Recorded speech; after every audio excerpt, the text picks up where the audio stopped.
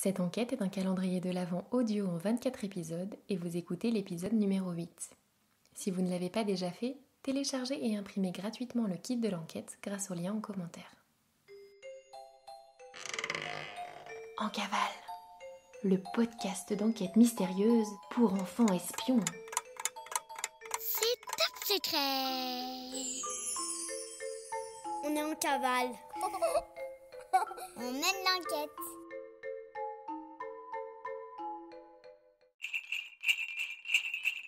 Ce podcast est sponsorisé par Madame Hulotte Voyance. Une question sur votre avenir, un doute, besoin d'un conseil. Madame Hulotte Voyance vous accueille tous les jours dans sa roulotte igloo pour percer les mystères de votre vie future.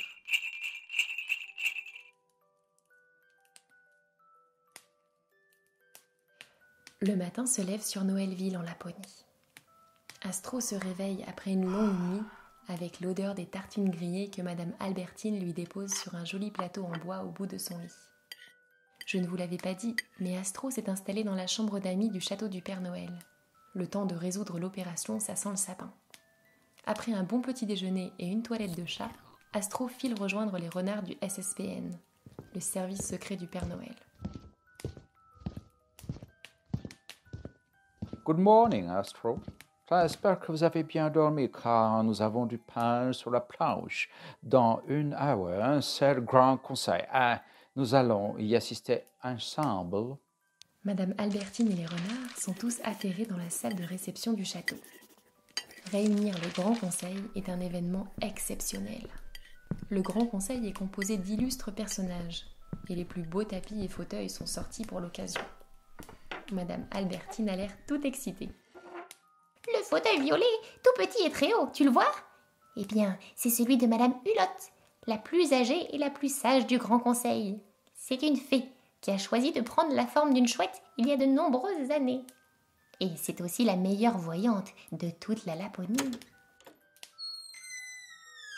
Le Père Noël fait son entrée dans la grande salle du Grand Conseil et les invités commencent à prendre place autour de son immense fauteuil rouge et or. La cloche sonne 10 heures.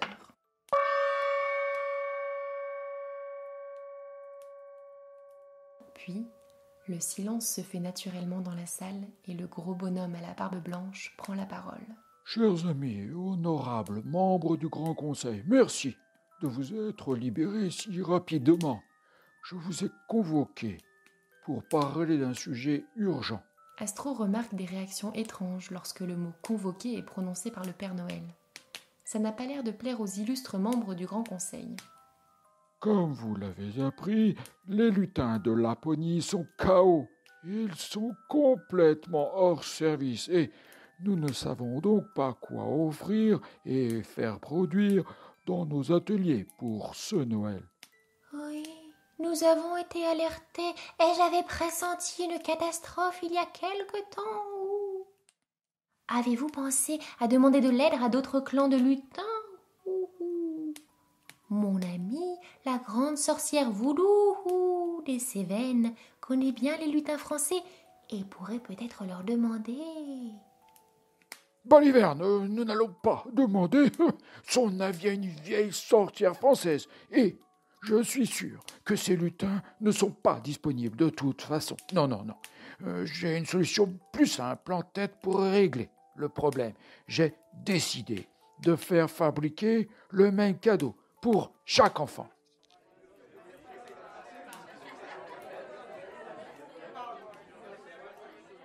Mais Père Noël, je ne comprends pas, c'est impossible. La constitution de Noël datant de l'an -564 avant les étoiles filantes stipule, selon l'article numéro 1, que les cadeaux fabriqués doivent répondre à un des rêves les plus fous des personnes les recevant. C'est anticonstitutionnellement impossible de faire un cadeau unique à tout le monde car chaque personne est purement et simplement différente. Oui, blablabla. Je connais la Constitution, monsieur Belot-Grenet. Elle a été récemment changée, figurez-vous, cette nuit. Pour être exact, je l'ai un peu modifiée.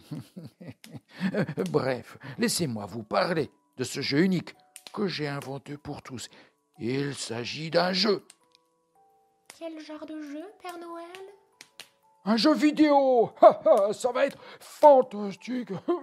Tout le monde adore les jeux vidéo de toute façon. Voilà, la décision est prise, ferme, définitive et non négociable. Les plans de fabrication ont été envoyés de tous les ateliers du monde. Ensuite, je n'aurai plus qu'à les distribuer. Merci, messieurs, dames, et bonne journée, j'ai à faire.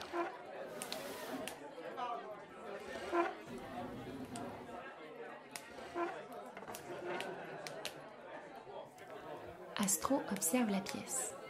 Tous les membres du conseil ont l'air furax. Le Père Noël est parti en un coup de vent, et de loin, elle aperçoit sur son immense fauteuil rouge et or un bout de papier oublié. Profitant du chaos dans la pièce, elle le récupère discrètement et jette un œil attentif. L'agenda du Père Noël. Voilà qui est intéressant.